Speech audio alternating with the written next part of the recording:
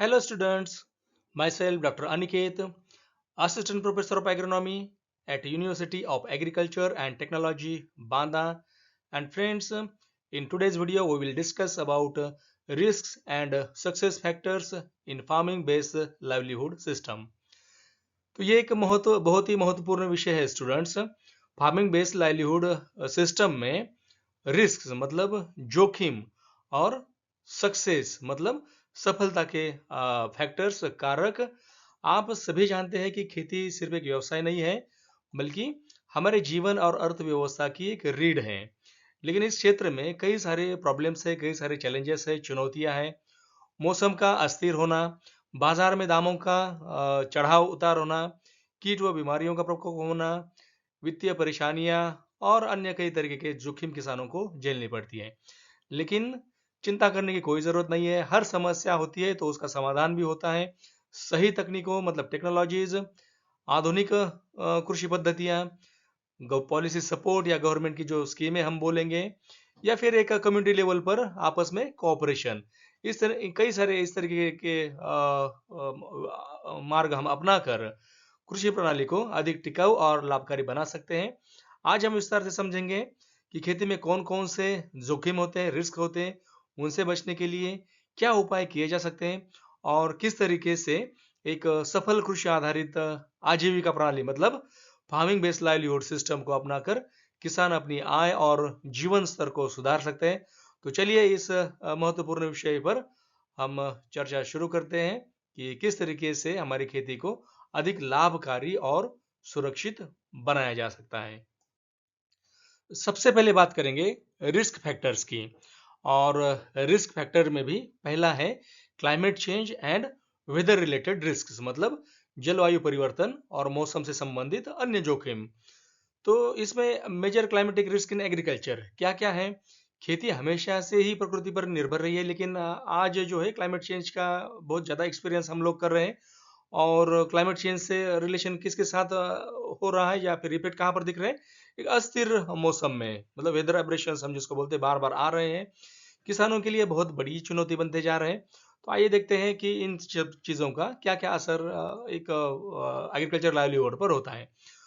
तो पहले फैक्टर जो है अनप्रिडिक्टेबल रेनफॉल एंड ड्राउट, अनिश्चित वर्षा और सूखा।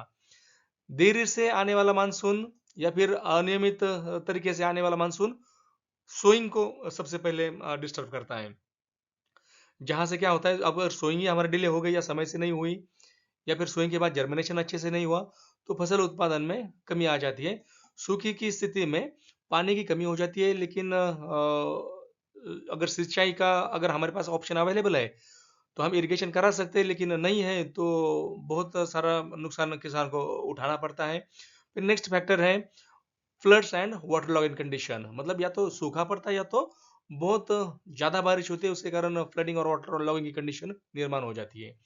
अत्यधिक बारिश से क्या होता है, तो एक तो बाढ़ आती है, फिर वहां से फसलें नष्ट हो जाती है, मिट्टी का कटाव होता है, इरोजन होता है, फिर सिंचाई की जो भी संरचना है वो क्षतिग्रस्त हो जाती है। जल भराव होने से पौधों की जड़ों को ऑक्सीजन नहीं मिलता है और उसके साथ उनका जो न्यूट्रिएंट अपटेक और सारी चीजें डिस्टर्ब हो जाती है और पैदावार अपने आप घट जाती है। कई बार पौधे मर भी जाते हैं अगर ज्यादा लंबे समय तक वाटर लॉगिंग की सिचुएशन रहे। फिर नेक्स्ट फैक्टर है rising temperature and heat waves, मतलब बढ़ता हुआ तापमान और लू। अत्यधिक गर्मी से मिट्टी की नमी तेजी से सूख जाती है, जहां पर हमें बार बार बार मॉइस्चर जो स्ट्रेस है या शॉर्टेज है पानी का, वो फसलों को आने लगता है।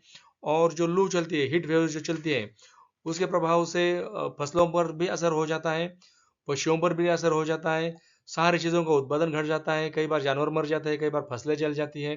पोल्ट्री वगैरह जैसे जो हमारे कंपोनेंट्स है उनको भी बहुत सारा डैमेज होता है। नेक्स्ट इसमें और फैक्टर है साइक्लोन्स एंड स्टॉर्म्स, तो चक्रवात और तूफान। तो इनका जो इफेक्ट है वो विशेष रूप से कोस्टल एरियाज में, तटीय क्षेत्रों में देखा जाता है। और हम कई बार देखते हैं कि किसानों को हमेशा ही इन चीज़ों से खतरा बना रहता है। फिर इसमें सेकंड फैक्टर है रिस्क में मार्केट एंड प्राइस वोलेटिलिटी, मतलब बाजार और मूल्य की अस्थिरता। कृषि क्षेत्र में किसान हमेशा एक्सपीरियंस करता है कि हर प्रोडक्ट की जो एग्रीकल्चर प्रोडक्ट है वहाँ के उसके प्राइस की बहुत सारी अस्थिरता होती है, और मार्केटिंग से रिलेटेड काफ़ी सारी समस्याओं को भी का भी सामना उसको करना पड़ता है। और यह न केवल किसानों की आय को प्रभावित करता है, बल्कि संपूर्ण खाद्य आपूर्ति श्रृंखला को भी अस्थिर कर देता है। मतलब ये पूरी चेन डिस्टर्ब हो जाती है। ना तो किसानों को फायदा मिलता है इन चीज़ों का, ना तो आखिर में जो सबसे लास्ट में कंज्यूमर आते हैं, जो इन चीज़ों को डायरेक्ट यूटिलाइजेशन करते हैं, उनको इस चीज़ का फायदा मिल जाता है। सबसे ज़्यादा जो इम्पैक्ट रहता है, वो बीच वाले मिडल मैन्स होते हैं, एजेंट्स होते हैं, उनका रहता है। तो पहला क्या है, प्राइस फ्लक्चुएशंस, मतलब मूल्य में चढ़ाव या फिर उतार होना। तो पर्टिकुलरली एग्रीकल्चर जो प्रोडक्ट्स है, दालें, सब्जियां, अनाज, तो इनमें बहुत ज़्यादा फ्लक्चुएशंस हमेशा हम पाते हैं। कीमतें बहुत तेज़ी से घटती है या फिर बहुत तेज़ी से बढ़ती हैं। और अगर प्रोडक्शन ज़्यादा होता है तो ऐसी स्थिति में कीमतें गिर जाती हैं, जहाँ से मतलब किसानों को प्रोडक्शन अच्छा होने के बाद भी वो उसकी जो लागत लगी, कॉस्ट ऑफ कल्टीवेशन, उससे भी कम मूल्य उसको मिलता है। दूसरे और जब इन चीज़ों की प्रोडक्शन कम होता है तो महंगाई बहुत बढ़ जाती है, और इसके कारण इन चीज़ों का जो बर्डन है वो कंज्यूमर पे मतलब कंज्यूमर होते हैं, उनके ऊपर आता है। फिर वो मार्केट से चीज़ें खरीदना कम कर देते हैं, और ऐसी स्थिति में भी फिर किसानों का ही नुकसान होता है। तो यहाँ पर सेकंड फैक्टर क्या है, लैक ऑफ मार्केट लिंकेज, मतलब बाजार से कमजोर संपर्क। छोटे और सीमांत किसान अक्सर बिचौलियों पर निर्भर रहते हैं, एजेंट्स, जिनसे उन्हें उचित मूल्य नहीं मिल पाता है। और इसके लिए शासन के स्तर पर कई सारी चीजें चलती है, जैसे डिजिटल बाजार प्लेटफॉर्म है। फॉर एग्जांपल यहाँ पर ENMM, मतलब ई नेशनल एग्रीकल्चर मार्केट। तो यहाँ तक किसानों की पहुंच सीमित होती है, वो उन चीज़ों का, ऐप्स का, इंटरनेट का, उन चीज़ों का यूज़ नहीं कर पाते, इसलिए फैसिलिटी होने के बाद भी वो फायदा नहीं मिलता है उनको। फिर नेक्स्ट फैक्टर है पोस्ट हार्वेस्ट लॉसेस, फसल कटाई के बाद होने वाले नुकसान। जो स्टोरेज फैसिलिटीज है वो इनसफिशिएंट है, उसके कारण चाहे फूड ग्रेन्स हो, फल हो, सब्जियां हो, वो जल्दी से खत्म खराब हो जाती है, और किसानों की आय अपने आप ही घट जाती है। तो कोल्ड चेन का इंफ्रास्ट्रक्चर पर भी बहुत सारा काम है, समय समय से हुआ है, लेकिन वो उतना सफिशिएंट नहीं है, जिसके कारण क्या बताया गया है कि डेयरी, फिशरी और फ्रूट वेजिटेबल्स जैसी जो चीज़ें होती है, उनको बहुत ज़्यादा नुकसान उठाना पड़ता है। फिर नेक्स्ट है कि हाई इनपुट कॉस्ट। हमें पता है कि दिन ब दिन खेती की जो कॉस्ट ऑफ कल्टीवेशन वो बढ़ते जा रहे हैं, क्योंकि जो भी हम यहाँ पर फर्टिलाइजर्स, सीड, एग्रोकेमिकल्स या फिर फ्यूल, जो चीज़ें यूज़ करते हैं, उनकी कीमतें दिन ब दिन बढ़ रही है, जहाँ से खेती का प्रोडक्शन की कॉस्ट बढ़ रही है। लेकिन फाइनल वो जो प्रोडक्ट्स कर रहा है किसान, उसकी प्राइस उतनी नहीं बढ़ रही है। तो इसके कारण भी किसानों को बहुत ज़्यादा जोखिम उठानी पड़ती है। नेक्स्ट फैक्टर है पेस्ट एंड डिसीज आउटब्रेक्स, मतलब कीट एवं रोगों का प्रकोप। यहाँ पर फॉर एग्जांपल पहले दिया गया है कि लोकस्ट अटैक्स। अभी आपको अगर याद है तो 2-3 साल पहले हम लोकस्ट का, मतलब टिड्डी का हमला ये देख चुके हैं, इसका एक्सपीरियंस कर चुके हैं। कहाँ से वो अफगानिस्तान से उनका मूवमेंट शुरू हुआ था, माइग्रेशन लोकस्ट का, पूरे पाकिस्तान को ऑक्यूपाई करते हुए भारत में भी ये अपने नॉर्दर्न बेल्ट में पूरा ये फैल चुका था। तो इस तरीके से कई सारा इनके जो प्रॉब्लम्स है यहाँ पर एक्सपीरियंस करना पड़ता है किसानों को। जैसे अगर टिड्डियों के झुंड पर उनकी एक खासियत होती है कि पूरी फसलों को नष्ट कर देते हैं, तो उसका इम्पैक्ट अगर देखा जाए तो पूरी कंट्री की जो फूड सिस्टम है, फूड चेन है, वो डिस्टर्ब हो सकती है। लोगों को खाने के लिए अनाज नहीं मिल सकता अगर इन चीज़ों को कंट्रोल ना किया जाए सही से। तो ये एग्जाम्पल यहाँ पर कोट किया है लोकस्ट अटैक का। फिर फंगल एंड वायरल डिसीजेस, मतलब जो भी फसलों में फंगल एवं वायरल के रोग होते हैं, उनमें जैसे एग्जाम्पल के लिए दिया गया व्हीट रस्ट, धान में ब्लास्ट आता है, फिर आलू में लेड ब्लाइट आता है। ये इन बीमारियों के कारण काफ़ी सारा नुकसान खेती का हो जाता है। या फिर येलो वेन मोज़ेक है, तो आजकल हम कई बार इसको देख रहे हैं, जैसे जैसे क्लाइमेट चेंज के इफेक्ट्स आ रहे हैं, उसमें येलो वेन मोज़ेक वायरस बढ़ने के भी कई सारे मतलब मामले सामने आए हैं, उस तरीके के ऑब्जर्वेशंस नोट किए गए हैं। फिर life stock and poultry diseases, बस फसलों पर ही अटैक नहीं होता है, हमारे जो पशु है उन पर भी काफ़ी सारे प्रॉब्लम्स होते हैं, जैसे फुट एंड माउथ डिसीज गायों में जो होता है। फिर बर्ड फ्लू इन पोल्ट्री, और अभी अभी लंपी वायरस, आपने अगर पिछले साल को आपको पता है तो लंपी वायरस का बहुत बड़ा अटैक हुआ था। तो ये सारी चीज़ें डिसीजेस एंड पेस्ट जानवरों में भी और इसमें भी बढ़ते हैं। और सबसे बड़ी बात ये है कि lack of pest control awareness, मतलब किसानों की जो इंफॉर्मेशन है वो बहुत लिमिटेड है और उनको वो टेक्निकल जानकारी नहीं होती है और उसके कारण या तो वो प्रॉपर इंसेक्टिसाइड पेस्टिसाइड्स यूज नहीं कर पाते हैं या फिर किसी के जैसे दुकानदार वगैरह होते हैं कृषि सेवा केंद्र वाले, उनके रिकमेंडेशन पर बहुत ज़्यादा इन केमिकल्स का यूज़ करते हैं, तो जहाँ पर क्या होता है इन कीड़ों में या फिर ये जो डिसीजेस है इनमें रेजिस्टेंस और टॉलरेंस डेवलप हो जाता है, फिर बाद में दूसरे स्टेप में इनको कंट्रोल करना बहुत मुश्किल हो जाता है। चौथा फैक्टर है रिस्क का, फाइनेंशियल एंड क्रेडिट रिस्क, मतलब वित्तीय और ऋण संबंधी जो जोखिम, जिसमें किसानों की आर्थिकता स्थिर करने के लिए वित्तीय संसाधनों मतलब वो जो फाइनेंशियल असिस्टेंट होता है वो बहुत इम्पोर्टेंट होता है, लेकिन कई जो प्रॉब्लम्स है उसमें उनके कारण किसान ये सिस्टम में प्रोडक्शन सिस्टम में फेल हो जाता है। तो जैसे क्या क्या बताया यहाँ पर, डिपेंडेंस ऑन इनफॉर्मल क्रेडिट, तो छोटे और सीमांत किसान जो हमारे यहाँ कंट्री में संख्या उनकी बहुत ज़्यादा है, वो अक्सर क्या करते हैं स्थानीय साहूकारों से ऊंचे ब्याज दरों पर ऋण लेते हैं, जिससे वे डेप्ट ट्रैप्ड, मतलब जो ऋण का जाल होता है उसमें फंस जाते हैं, उससे कभी बाहर ही नहीं निकल पाते हैं। फिर क्या होता है बैंकों से ऋण लेने में कई सारी कठिनाइयों का सामना करना पड़ता है, कई सारे डॉक्यूमेंटेशन होता है, कई सारी चीज़ें देखी जाती है और किसान को फिर वो एक प्रॉब्लम्स की तरह लग रहा है, झंझट की तरह लगता है, तो वो बैंकों के ऊपर निर्भरता अपनी कम कर देता है और फिर वो जाके इनफॉर्मल मतलब जो साहूकार हैं उन्हीं के ऊपर डिपेंड हो जाता है।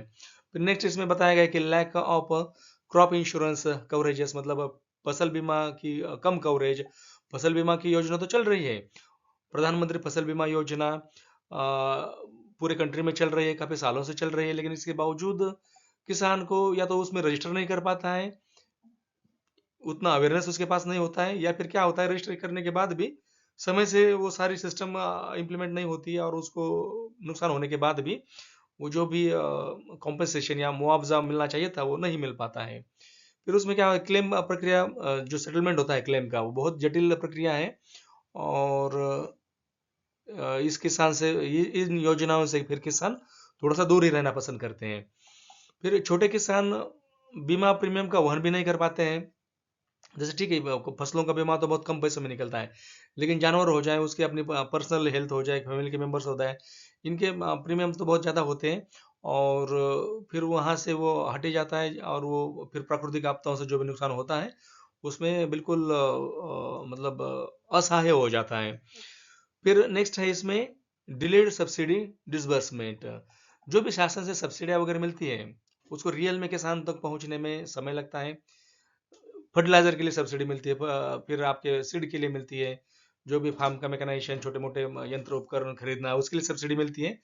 किसानों तक इसका बेनिफिट जो है, शासन की योजनाएं तो बहुत अच्छी अच्छी है, लेकिन रूट लेवल तक इनके जो लाभ है बेनिफिट है वो किसानों तक नहीं पहुंच सकते हैं, इसलिए भी प्रॉब्लम आती है। और दूसरी बात ये होती है कि सरकारी योजनाओं में मिडल मैन की एक चेन बनी है और फिर एक ऑफिसर्स या फिर एडमिनिस्ट्रेशन का जो प्रक्रिया होती है या फिर सिस्टम्स होती है उसमें भी कई सारे कॉम्प्लिकेशंस होते हैं और किसान चाहकर भी इन चीज़ों का फायदा नहीं उठा पाता है या फिर गवर्नमेंट चाहकर भी किसानों की मदद नहीं कर पाती है। फिर नेक्स्ट है इसमें limited access to institutional loans, मतलब संस्थागत ऋण वहां तक किसानों की पहुंच ही कम है। बैंकों द्वारा जो कोलेटरल मतलब उच्च गारंटी की मांग की जाती है, जैसे खेत मॉर्गेज रखा हो, सोना मॉर्गेज रखा हो, तो ये इस तरीके से औपचारिक लोन लेने में किसानों को यहाँ पर भी एज अ प्रॉब्लम ही हो सामने खड़ा हो जाता है और उसके लिए वो चीज़ें नहीं कर पाते।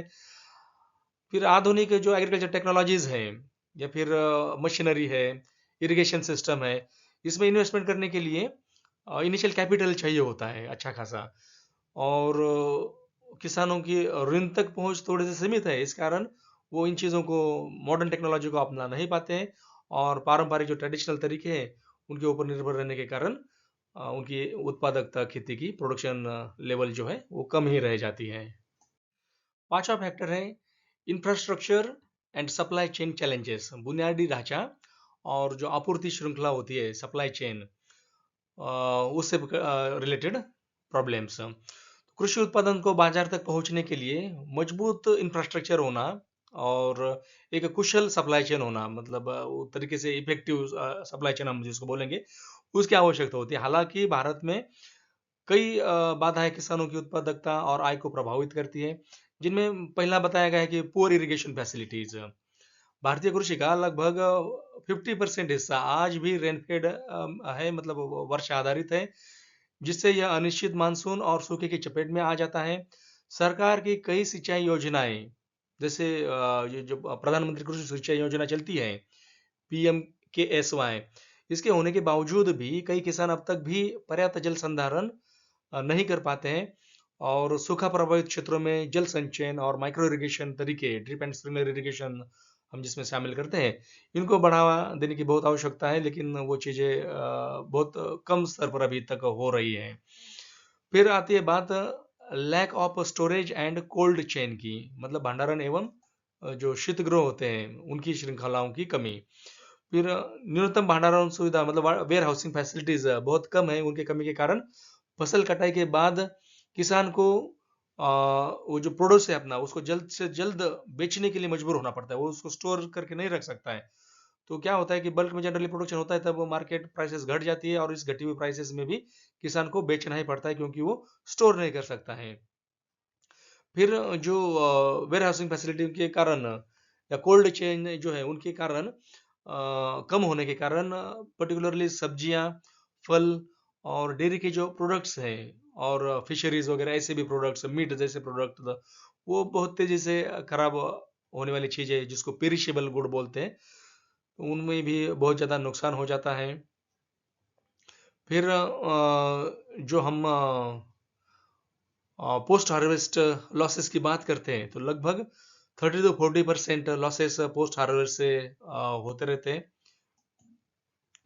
कटाई के उपरांत 30 से 40% तक लॉस होते हैं। तो यहाँ पर फिर नेक्स्ट फैक्टर क्या बताया गया है, weak rural transport and road connectivity, मतलब जो रूरल एरिया है वहां पर ग्रामीण परिवहन की कमी और सड़कों की फैसिलिटीज का कम होना।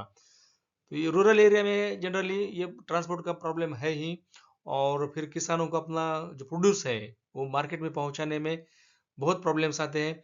खराब सड़कें, जो उनके कारण डिले होता है, उनसे प्रोडक्ट का क्वालिटी और ख़राब हो जाती है, वो फ्रेशनेस और वो सारी चीज़ें जो ट्रांसपोर्टेशन में बहुत ज़्यादा समय जाने से वो क्वालिटी डाउन हो जाती है, और फिर उसको रेट नहीं मिल पाता है।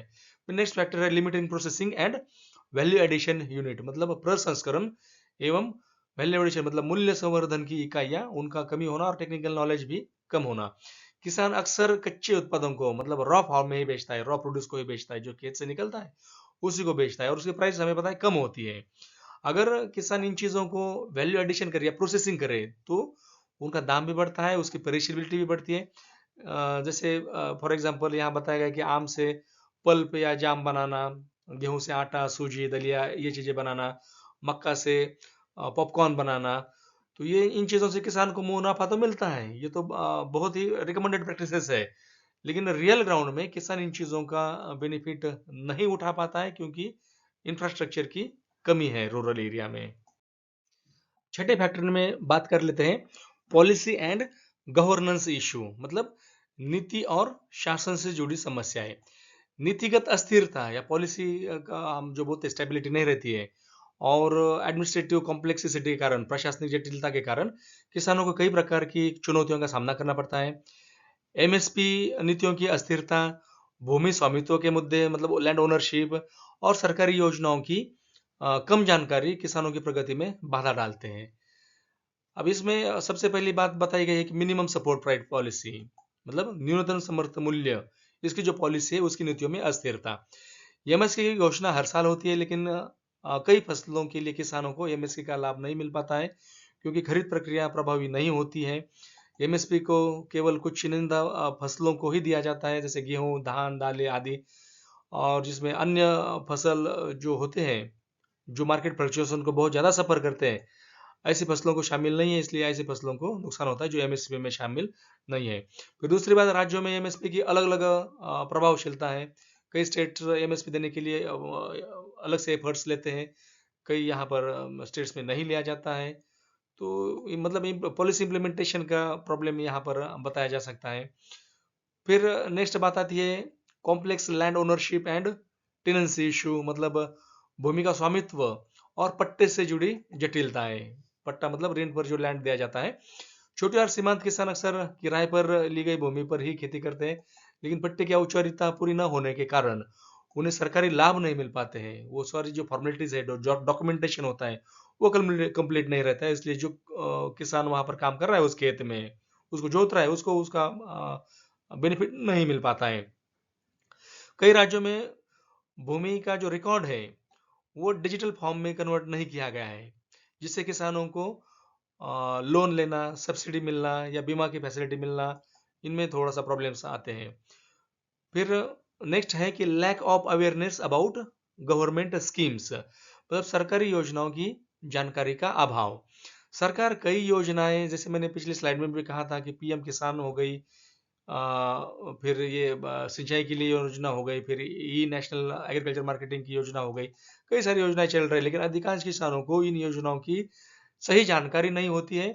और जो बिचौलियों का सिस्टम है, जो एजेंट्स का सिस्टम है, और जो करप्शन होता है इस सिस्टम में, भ्रष्टाचार, इनके कारण भी इन योजनाओं का लाभ जो सही से जरूरतमंद किसान है वहां तक नहीं पहुंच पाता है।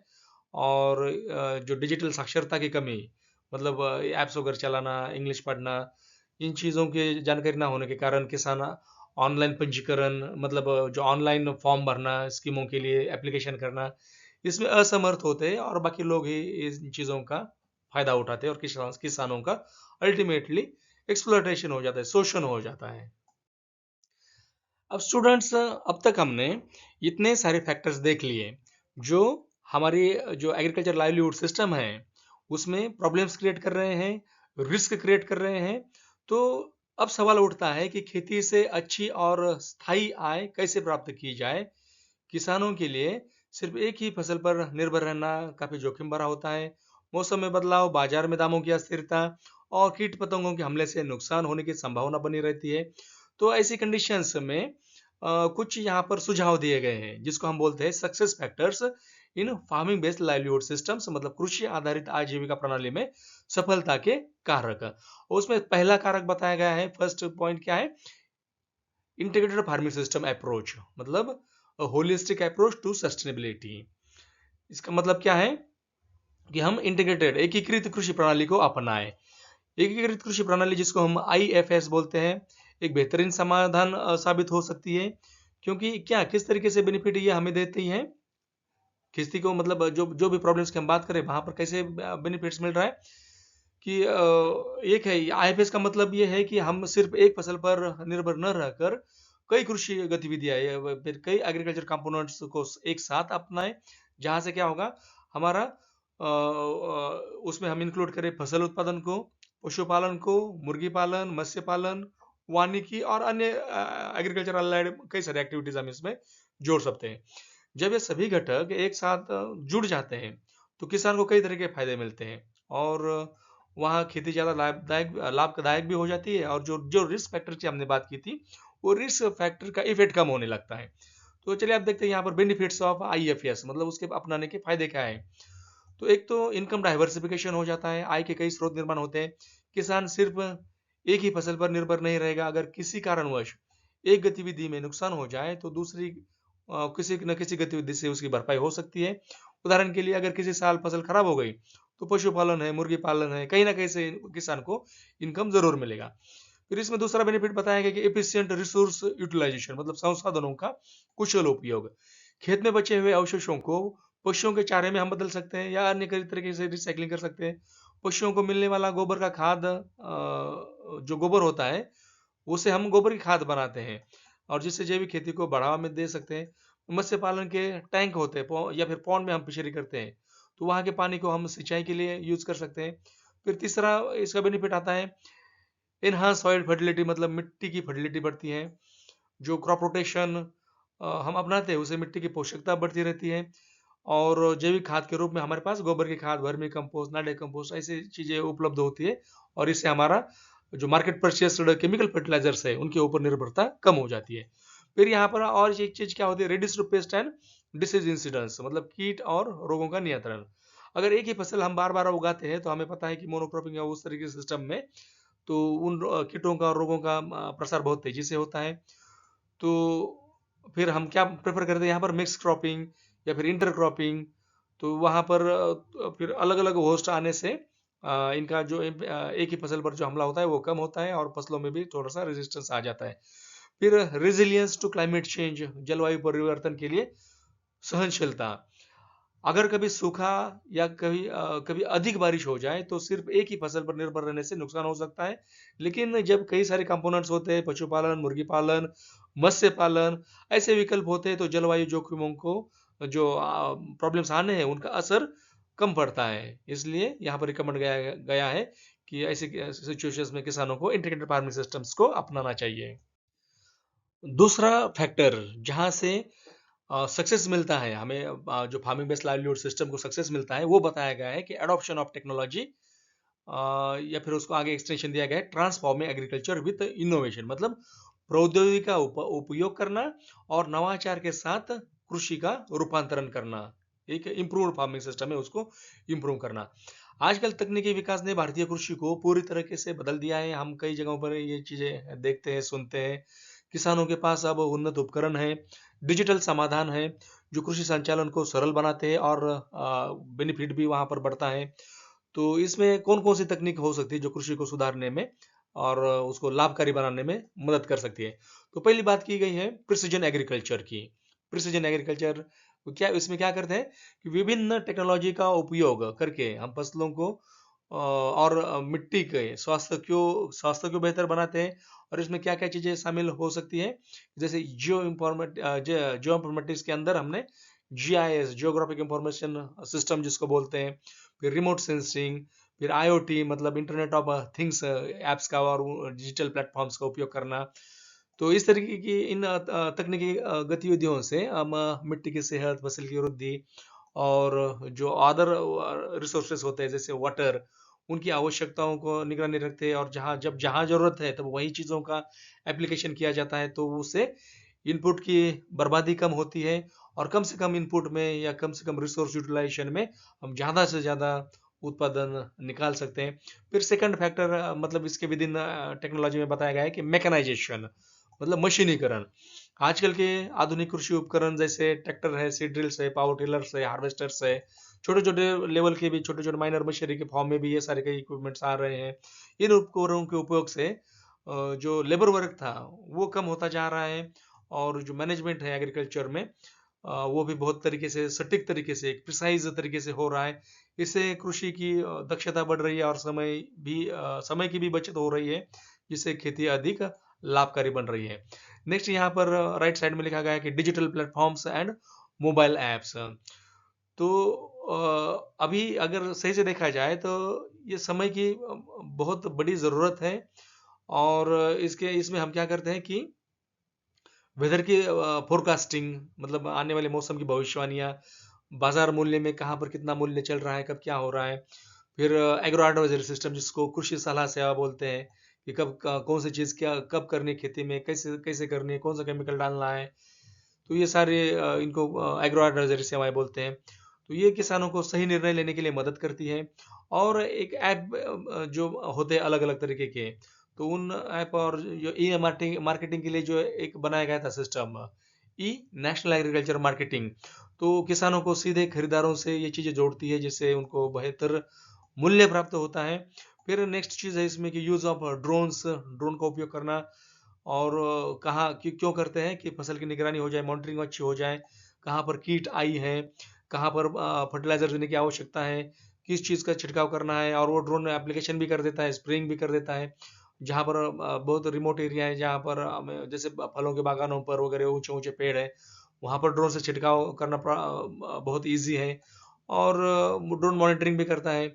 जब ये सारी चीज़ें जो इंफॉर्मेटिक्स के साथ जोड़ी जाती है, तब काफ़ी सारी चीज़ों का हम पहले ही प्रिडिक्शन कर लेते हैं, और ये सारी चीज़ें जो है उच्च गुणवत्ता वाले इमेजिंग का उपयोग करते हैं, जिसको हम हाइपरस्पेक्ट्रल रिमोट सेंसिंग बोलते हैं या इमेजिंग बोलते हैं।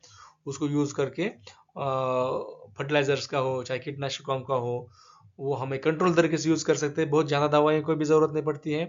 ड्रोन का यूज़ करने से काफ़ी सारी दवाई बचती है। इवनली एक ट्रेनिंग में हमने सुना था कि वो 70% जो केमिकल्स है वो सेव होते हैं अगर ड्रोन से छिड़काव करते हैं हम, क्योंकि ड्रोन का जो स्प्रेइंग सिस्टम होता है वो बहुत ही माइक्रो ड्रॉपलेट फॉर्म में होता है।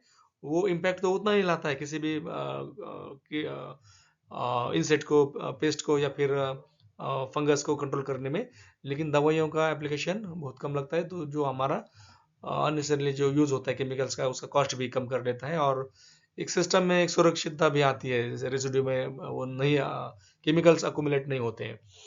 फिर नेक्स्ट बताया गया है कि AI and machine learning in agriculture, या मतलब आर्टिफिशियल इंटेलिजेंस।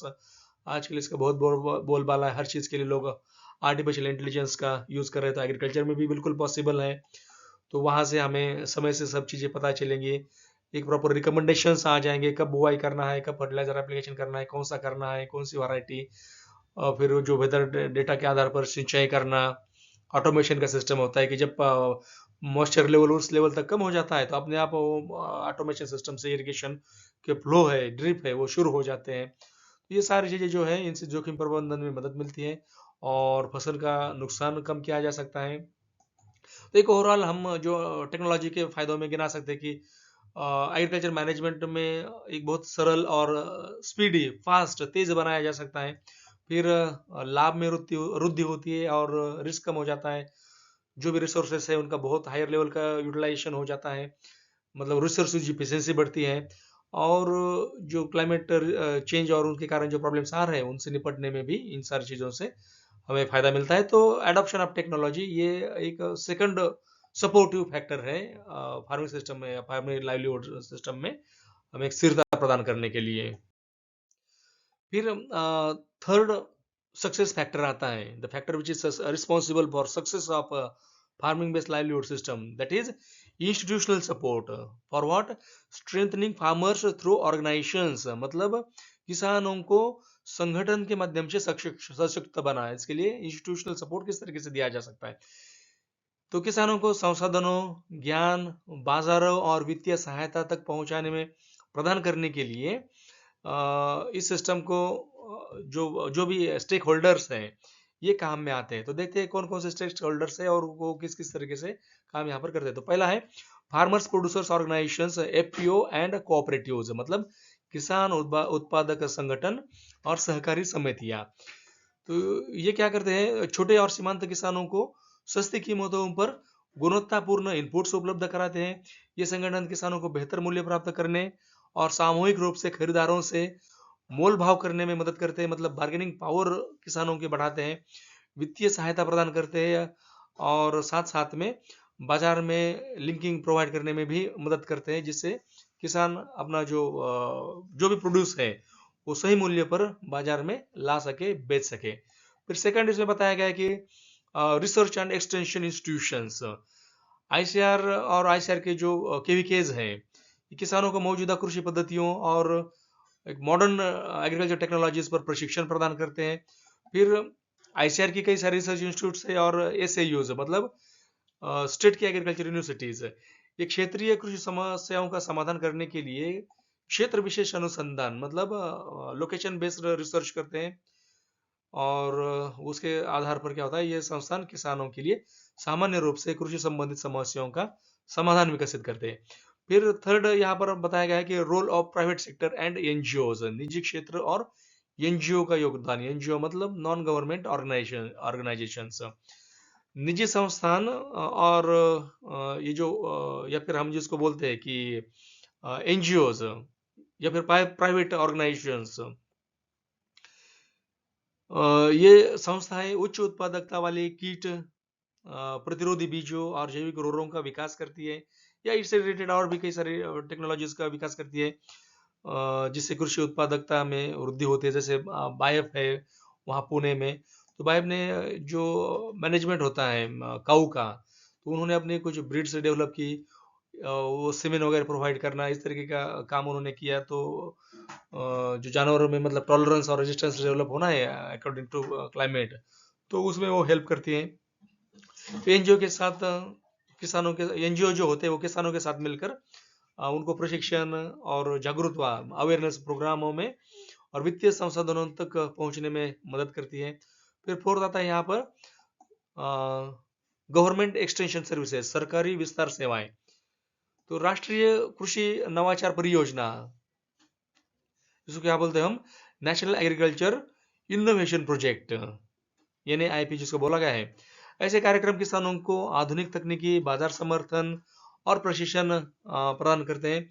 सरकारी संस्थाएं जो लोकेशन या क्षेत्रीय प्रदर्शन और कार्यशालाओं के माध्यम से एक कैपेसिटी बिल्डिंग का काम, मतलब क्षमता निर्माण का काम करती है, वो उसमें मदद करती है किसानों को। और जिससे क्या होता है, किसान नई तकनीकों को समझता है और उनका उपयोग भी कर सकता है। नेक्स्ट मतलब फोर्थ सक्सेस फैक्टर में आता है गवर्नमेंट स्कीम्स एंड सब्सिडीज। तो यहाँ पर से क्या होता है, फाइनेंशियल सपोर्ट फॉर फार्मर्स, मतलब किसानों के लिए वित्तीय सहायता। किसानों को वित्तीय सहायता प्रदान करने के लिए कई सरकारी योजनाएं चलती है, कई तरीके की सब्सिडियां दी जाती है। ये योजनाएं किसानों को उनके उत्पादन बढ़ाने में, इन्वेस्टमेंट करने में और खेती को आर्थिक रूप से सशक्त बनाने के लिए मिलती है। तो इसमें से कुछ जो इम्पोर्टेंट स्कीम है उसमें क्या है कि प्रधानमंत्री किसान सम्मान निधि, PM किसान योजना, जहां पर छोटे और सीमांत किसानों को 6,000 रुपीज प्रति वर्ष की प्रत्यक्ष आय सहायता प्रदान की जाती है, जिससे वे इनपुट लागतों को संभालने में सक्षम होते हैं। इसका जो मेन ऑब्जेक्टिव है वो क्या है, किसानों को आर्थिक रूप से सशक्त बनाना और उसकी सभी आधारभूत जरूरतों को पूरी करना। इसी तरीके से कौन योजनाएं चलाई जाती है, NAM मतलब नेशनल एग्रीकल्चर मार्केट। तो ये क्या है, एक डिजिटल बाजार मंच है जो किसानों को भारत भर में खरीदी से जोड़ता है। इस प्लेटफॉर्म के जरिए किसानों को जो मध्य मिडल मैन है उनके ऊपर निर्भरता कम हो जाती है, जिससे वह सामान और जो जो इनपुट उनको खरीदना है या फिर अपनी चीजें बेचनी है, उनके लिए प्रॉपर रेट उनको मिलता है। मतलब खरीदने वाली चीजों को अच्छे दामों में, कम दामों में खरीद सकते हैं और बेचने वाली चीजों में एक प्रॉपर रेट में अपने फायदे के हिसाब से बेच सकते हैं। किसानों को बाजार के हालात क्या है, कहाँ के मार्केट में क्या डिमांड है, कौन से कमोडिटी के क्या प्राइसेस हैं, और इन सब चीज़ों के बारे में जानकारी ऐसे स्कीमों के माध्यम से मिलती है। फिर नेक्स्ट है कि subsidies for sustainable farming systems, मतलब जो सस्टेनेबल एग्रीकल्चर प्रैक्टिसेस के लिए जो भी स्कीमें चल रही हैं उनको उनके थ्रू एक सपोर्ट प्रोवाइड करना। तो कौन कौन सी योजनाएं चल रही है इसमें, कि ऑर्गेनिक फार्मिंग मिशन चल रहा है। अभी तो मतलब नेशनल जो BPKP है, भारतीय प्राकृतिक कृषि पद्धति, वो प्रोजेक्ट शुरू हो चुका है।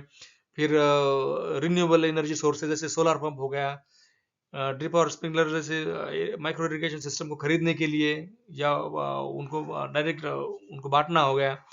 तो ऐसी चीज़ों को सरकार द्वारा की जाती है। फार्म पॉन्ड खोद के देना, गाय भैंसे परचेस करने के लिए, बकरियां परचेस करने के लिए फाइनेंशियल सपोर्ट देना, ये सारी चीजें सरकार चला रही है। फिफ्थ सक्सेस फैक्टर है नेचुरल रिसोर्स मैनेजमेंट, मतलब प्राकृतिक संसाधन प्रबंधन। दीर्घकालिक खेती के लिए सतत उपयोग प्राकृतिक संसाधनों का सही तरीके से प्रबंधन, मतलब सस्टेनेबल यूटिलाइजेशन ऑफ क्या बोलेंगे, नेचुरल रिसोर्सेस, जैसे सॉइल की फर्टिलिटी हो गई, वाटर अवेलेबिलिटी हो गई, बायोडाइवर्सिटी हो गई। इन सब चीज़ों को एक लॉन्ग टर्म सस्टेनेबिलिटी के लिए बहुत इंपॉर्टेंस होता है, इसलिए इनको सही से यूज करना बहुत ज़रूरी है। तो उस दिशा में कई सारे अपने सिस्टम्स है, फार्मिंग की कई सारे सिस्टम्स हैं, मेथोडोलॉजीज हैं, जिनके द्वारा हम ये नेचुरल रिसोर्सेज मैनेजमेंट अच्छे से कर सकते हैं। जिसमें पहला बताया गया है ऑर्गेनिक फार्मिंग प्रैक्टिसेस, जैविक खेती। जैविक खेती में रासायनिक उर्वरकों और कीटनाशकों को उनके ऊपर निर्भरता कम की जाती है, और उसके बजाय क्या यूज करते हैं हम, प्राकृतिक खाद, जैविक उर्वरक, जैविक कीटनाशक। और इसका जो मेन बेनिफिट्स क्या है, ये मिट्टी के स्वास्थ्य को सुधारता है और दीर्घकालीन स्थिरता सुनिश्चित करता है। जैविक खेती से उनको प्रीमियम प्राइस भी मिलती है, जो प्रोडक्ट्स वहाँ पर होते हैं उनको अधिक बाजार मूल्य मिलता है। फिर सेकंड बताया गया है कि zero budget natural farming, Z N B F आजकल इसको BPKP बोला जाता है, मतलब भारतीय प्राकृतिक कृषि पद्धति। तो इसमें क्या है कि एक लागत प्रभावी कृषि मॉडल है, जहां पर जो कॉस्टली मार्केट इनपुट्स होते हैं उनको नहीं खरीदना पड़ता है, बल्कि हम अपनी छोटी छोटी चीज़ों से ही अपने खेत पर ही जैसे काऊ डंग हो गया, काऊ यूरिन हो गया, ये जो नीम के पत्ते वगैरह, इन्हीं से कई सारे इनपुट्स बनाते हैं और उनको खेत में यूज़ करते हैं फर्टिलाइजर मैनेजमेंट, ये फर्टिलिटी मैनेजमेंट के लिए और डिसीज एंड पेस्ट मैनेजमेंट के लिए। इसमें प्राकृतिक तरीके से मिट्टी की उर्वरता का बढ़ाना, और उसके साथ किस किस तरीके से करते हैं, मल्चिंग, फिर अपना ग्रीन मैन्योरिंग, और फिर जो जो अमरूद बीजामृत, इस तरीके के जो फॉर्मुलेशंस होते हैं उनको यूज़ करना। ये मॉडल किसानों को आर्थिक रूप से सशक्त बनाता है, लेकिन उसका मैनेजमेंट मतलब सही तरीके से होना बहुत जरूरी है, और थोड़ी सी लॉन्ग टर्म प्रक्रिया है। इसका रिजल्ट हमें तुरंत नहीं मिलेगा, हमें धीरे धीरे उस तरीके के मैं रिकमेंडेशन करता हूँ कि धीरे धीरे वो नेचुरल फार्मिंग हो चाहे ऑर्गेनिक फार्मिंग हो, उसकी तरफ ट्रांजिशन करना है।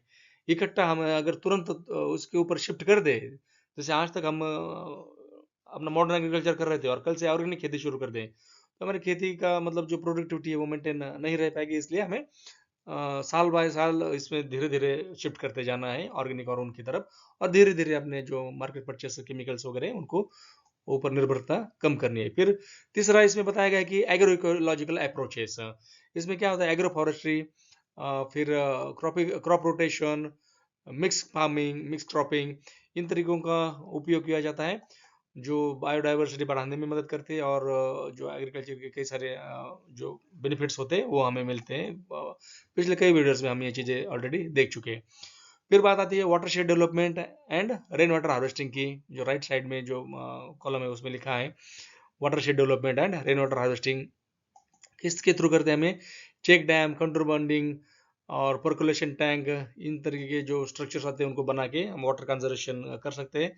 इससे सिंचाई की बेहतर उपलब्धता होती है, और जो इरेगुलर मानसून है उसके ऊपर हमारा डिपेंडेंस है वो कम हो जाता है। फिर नेक्स्ट बताया गया है कि सॉइल कंजर्वेशन मेजर्स, जहाँ पर बेंच टेरेसिंग,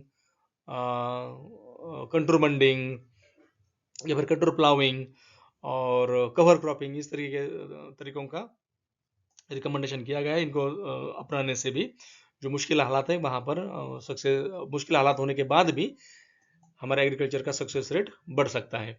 फिर बाद में बात बताई गई कि कम्युनिटी पार्टनर पार्टिसिपेशन, मतलब समुदाय की भागीदारी, स्थानीय समुदायों का जो पार्टिसिपेशन होता है किन चीज़ों में, ये जो नेचुरल कंजर्वेशन की हम बात कर रहे हैं, रिसोर्स कंजर्वेशन की, जैसे कि जलाशय प्रबंधन हो गया, वनीकरण हो गया, मतलब फॉरेस्ट्री, पेड़ पौधे लगाना, तो इनको किया जा सकता है। और उसके लिए स्कीमें भी चल रही है, जैसे गवर्नमेंट का मनरेगा, महात्मा गांधी राष्ट्रीय ग्रामीण रोजगार गारंटी योजना।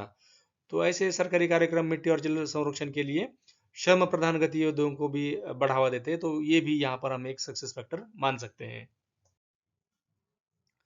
सिक्स्थ सक्सेस फैक्टर है मार्केट इनोवेशंस इन फार्मिंग बेस्ड लाइवलीहुड सिस्टम। यहाँ पर जैसे पहली बात की, मतलब नई नई चीजें क्या हो सकती है, नई इनोवेशंस क्या हो सकते हैं, तो पहला बताया गया है कॉन्ट्रैक्ट फार्मिंग। कॉन्ट्रैक्ट फार्मिंग में जो फार्मर्स होते हैं और एग्रीकल्चर से रिलेटेड कंपनियां होती है, उनके बीच में प्री हार्वेस्ट अनुबंध होते हैं। इन अनुबंधों के माध्यम से किसानों को सुनिश्चित खरीदार मिलते हैं और वे प्री निर्धारित मूल्य पर अपनी उपज बेच सकते हैं। यह जो कृषि उत्पादकों को कृषि में जोखिमों से आती है, जो जोखिमें या फिर जो प्रॉब्लम्स को किसान सफर करते हैं उनको कम कर सकते हैं, और किसानों की आय बढ़ सकती है, और उनको और प्रोड्यूस करने में या फिर जो इनपुट वगैरह उसके लिए उनके इन्वेस्टमेंट चाहिए या पहले पैसे चाहिए उसको देने में भी मदद करती है। फिर नेक्स्ट चीज़ आती है direct to consumer, D2C model. तो यहाँ पर क्या है कि इलिमिनेटिंग द मिडिल मैन्स, बिचौलियों को निकाल ही देना है। इस मॉडल में क्या, किसान अपनी जो उपज है वो सीधे कंज्यूमर तक, मतलब उपभोक्ताओं को बेचते हैं, जिससे बिचौलियों को हटाया जाता है और लाभ के मार्जिन में वृद्धि होती है। किसान बाजार या फिर मतलब जो फार्मर्स मार्केट लगते हैं, या फिर स्थानिक सरकारी समितियां होती है, या फिर शहरी कृषि स्टॉल होते हैं, अर्बन एरिया में कुछ कृषि स्टॉल लगते हैं। इस तरीके के किसान अपने जो डायरेक्ट कंज्यूमर को चीज़ें बेच सकता है। फिर दूसरा इसमें डिजिटल प्लेटफॉर्म और ई कॉमर्स, जैसे हमने कई बार बात की है कि ई नैम हो गया, किसान कनेक्ट हो, ऐसे ऐप्स और ये जो सुविधाएं होती है उनको उनके साथ जुड़ने से भी किसानों को फायदा मिलता है। फिर थर्ड बात यहाँ पर आती है वैल्यू एडिशन की।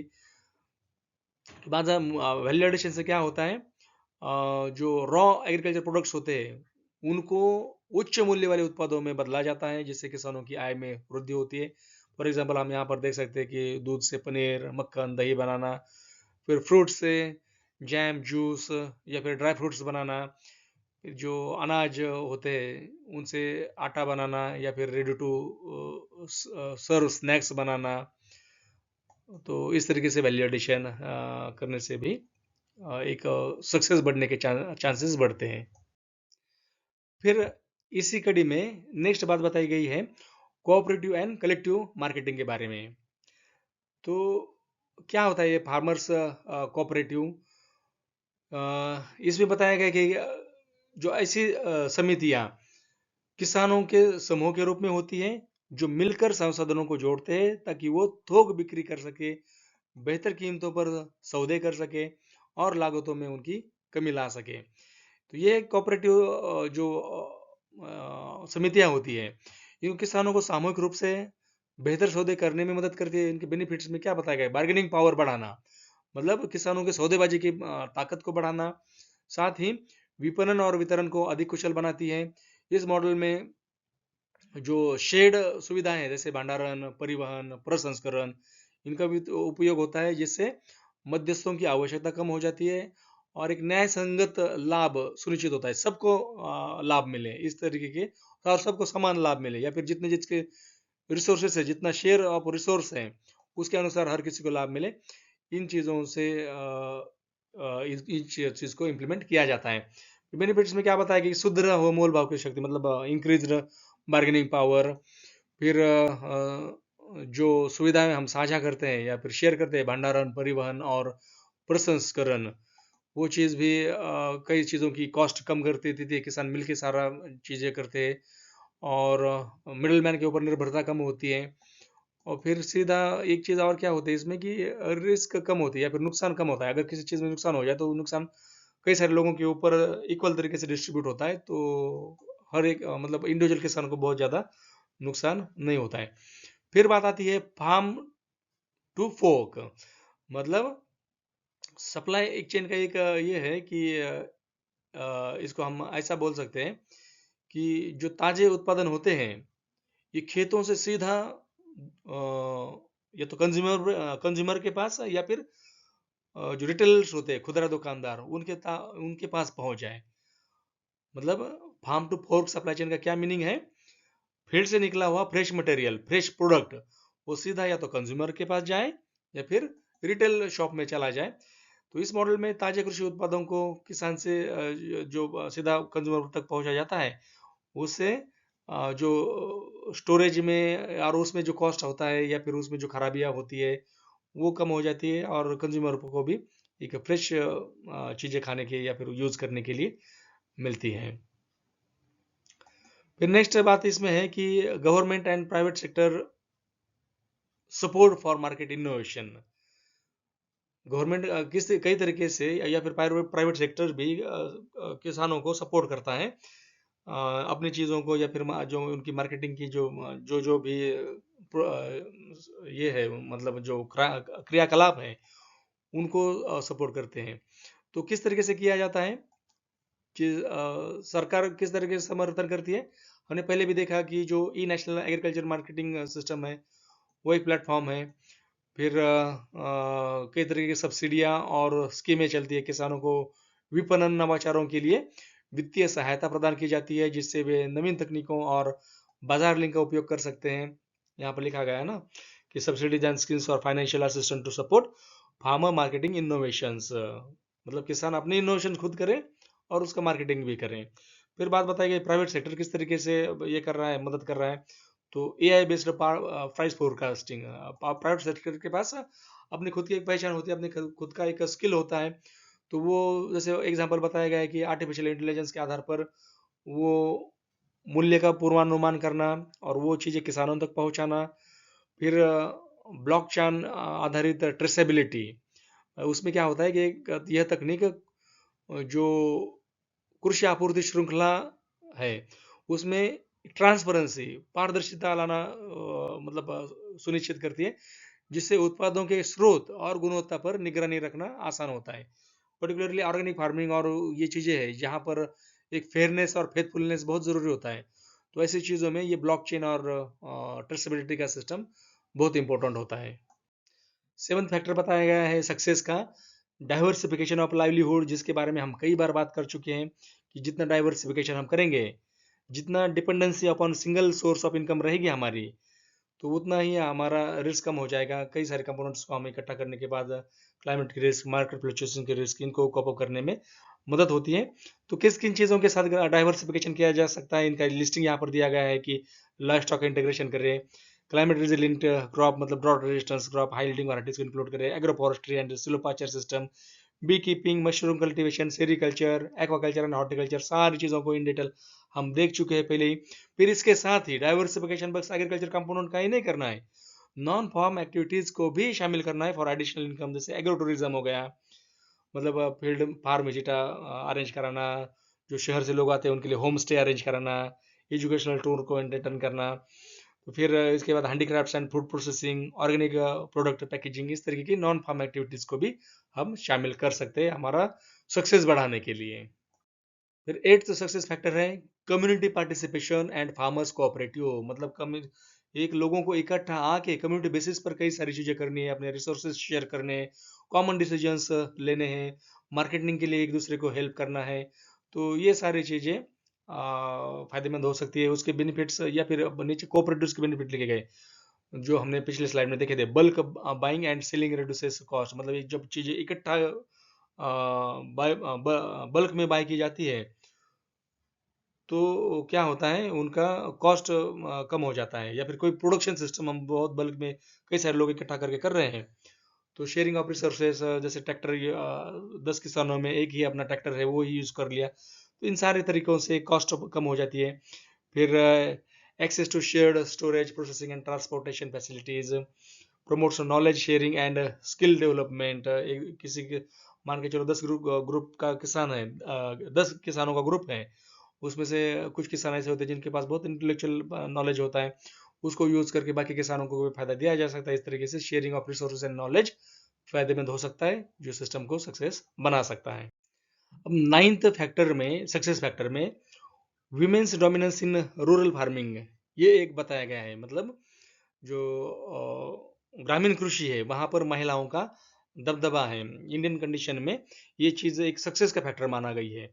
क्यों माना गई है? महिलाओं, पहले तो हमें ये समझना जरूरी है कि महिलाओं का कृषि में योगदान क्या होता है। महिलाएं भारतीय कृषि प्रणाली का एक अभिन्न हिस्सा है और उनका योगदान बहुत महत्वपूर्ण है कई तरीके से, जैसे फसल उत्पादन हो गया, पशुपालन, खाद्य प्रसंस्करण, ये सारी चीज़ों में महिलाओं का ही मेजर रोल रहता है। फिर जो डिसीजंस होते हैं जैसे कि बीज खरीदना, फिर कोई ऑपरेशंस करना, जैसे वीडिंग करना, पानी देना, दूध दोहनी करना, ये सारी चीज़ों में महिलाओं का ही मतलब मेजर रोल होता है।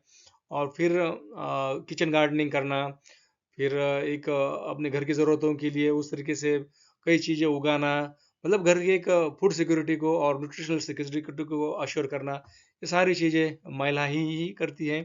तो इसलिए एक सक्सेस फैक्टर बन सकता है। लेकिन इसके साथ हमें कुछ चीज़ें ये भी ध्यान में रखनी चाहिए कि challenges that women face in agriculture, तो वीमेन को, महिलाओं को प्रॉब्लम्स क्या है, जो चैलेंजेस क्या है। एक तो हमने एक बता दी एक चीज़ कि महिलाओं का जो इन्वॉल्वमेंट है इंडियन एग्रीकल्चर में वो एक सक्सेस का कारण है। लेकिन दूसरी बात यह है कि महिलाओं को कुछ प्रॉब्लम्स भी है, तो चैलेंजेस भी है। तो उसमें हम क्या चीज़ों को मान सकते हैं कि पहले उसमें ये करते कि जो लैंड ओनरशिप होता है वो महिलाओं के नाम पर बहुत कम होता है। भले अब आजकल सरकार ने कई सारे रूल्स ऐसे बनाए हैं कि जो भूमि का स्वामित्व है वो महिलाओं के नाम पर रहे। फिर जो लोन वगैरह लेने होते हैं वहाँ पर महिलाओं को कम पहुँच होती है, उनको लोन कम दिए जाते हैं या उनका एक्सेस कम होता है। तो फिर तीसरी बात आती है कि कृषि से संबंधित निर्णयों में महिलाओं किसानों की भागीदारी कम होती है। मतलब काम तो बहुत सारे कर रही हैं लेकिन डिसीजन में उनका रोल बहुत कम होता है, या फिर रोल है भी तो उसका मूल्यांकन सही से नहीं हो पाता है। कई बार हम ये देखते हैं कि घर का चलाने का पूरा काम महिला ही कर रही है, लेकिन उस रोल को उस तरीके से इतना एप्रिशिएट नहीं किया जाता है। तो इसलिए जो जेंडर स्पेसिफिक पॉलिसीज़ है उनको बनाने की बहुत आवश्यकता है, महिलाओं को एम्पावरमेंट करना उनका बहुत ज़रूरी है। इस स्लाइड में जो विमेन का रोल है सस्टेनेबल फार्मिंग में, उसको थोड़ा-सा और सपोर्टिंग वे में लिखा गया है कि क्या करती है महिलाएँ, ये ऑर्गेनिक फार्मिंग और एग्रो फॉरेस्ट्री जैसी चीज़ों को प्रमोट करने में उनका अहम भूमिका होती है। फिर जो भी self help groups, cooperatives and micro finance initiatives जो विलेज के लेवल पर चलते हैं, जिनके आधार पर खेती किसानी को सपोर्ट किया जाता है अलग-अलग स्कीमों के थ्रू या फाइनेंसिंग के थ्रू, वहाँ पर महिलाओं का ही मेजर रोल होता है। फिर एक क्लाइमेट स्मार्ट एग्रीकल्चर को अडॉप्ट करना और अपने पूरे परिवार की फूड सिक्योरिटी, न्यूट्रिशनल सिक्योरिटी को मेंटेन करना, इसमें भी नए-नए इनोवेशंस करना या फिर उन चीज़ों को समझना, इसमें महिलाओं की मेजर भूमिका होती है। फिर बताया गया कि women entrepreneurs in rural areas, तो किस तरीके से महिलाएँ ही अपना उद्यमिता की भूमिका निभाते हैं। तो फूड प्रोसेसिंग में बताया गया कि pickle, spices, jam and organic other organic products वो महिलाएँ तैयार कर सकती है। हैंडीक्राफ्ट्स एंड टेक्सटाइल प्रोडक्शन में वो उनका अहम भूमिका रहती है। फिर agro tourism and rural business ventures में, एग्रो टूरिज्म में मतलब मान के चलो कि चूल्हे का सब्जी तैयार कर दी, चूल्हे की रोटी तैयार कर दी, तो ये इस तरीके की चीज़ें महिलाएँ चला सकती है। फिर strengthening women role in rural farming, वहाँ पर बताया गया कि क्या करना चाहिए। Government policies to ensure gender को इक्वालिटी इन रिसोर्स एक्सेस, महिलाओं को उन्नत करना, महिलाओं को सपोर्ट देना, अ, उनको बढ़ावा देना बहुत ज़रूरी है। तो इसके लिए गवर्नमेंट को कुछ पॉलिसीज़ इम्प्लीमेंट, हालाँकि ऑलरेडी पॉलिसी चल रही है, कई सारी चल रही। हमने जैसे ऊपर बात की थी ना सेल्फ हेल्प ग्रुप्स और माइक्रो फाइनेंस इनिशिएटिव्स की, तो ये महिलाओं को सशक्त करने के लिए ही है। उसके बाद स्किल डेवलपमेंट के प्रोग्राम्स उनके लिए लॉन्च करना, जहाँ से उनके एंटरप्रेन्योरशिप का एटीट्यूड बढ़े। फिर उनको लीडरशिप करने के लिए, चाहे फार्मर के ऑर्गेनाइजेशंस हो, कोऑपरेटिव संस्थाएँ हो या लोकल लेवल की गवर्निंग बॉडीज़ हो, वहाँ पर उनको एनकरेज करना, बढ़ावा देना लीडरशिप करने के लिए। तो इसके थ्रू महिलाओं का एम्पावरमेंट बढ़ा सकता है, जो ओवरऑल आपका एक फार्मिंग बेस्ड लाइवलीहुड सिस्टम को सक्सेस बनाने में महत्वपूर्ण भूमिका निभा सकता है। सो स्टूडेंट्स, आज के इस वीडियो में हमने जो रिस्क एंड सक्सेस फैक्टर्स हैं फार्मिंग बेस्ड लाइवलीहुड सिस्टम्स के, उनके बारे में बहुत ही विस्तृत जानकारी ली है। और थोड़ा सा इन चीज़ों को ध्यान से देखिएगा। एग्जामिनेशन में इस तरीके के क्वेश्चंस पूछे जा सकते हैं कि describe the risk factors in farming based livelihood system, या फिर डिस्क्राइब दी सक्सेस फैक्टर्स। आप इन चीज़ों को थोड़ा सा एक बार फिर से देखिए, वीडियो को भी देखिए और अपने डायरी में, अपने नोटबुक में इन चीज़ों को नोट डाउन भी कर लीजिए। तो आज के लिए सफिशिएंट है, मिलते हैं अगले वीडियो में। तब तक के लिए बाय बाय।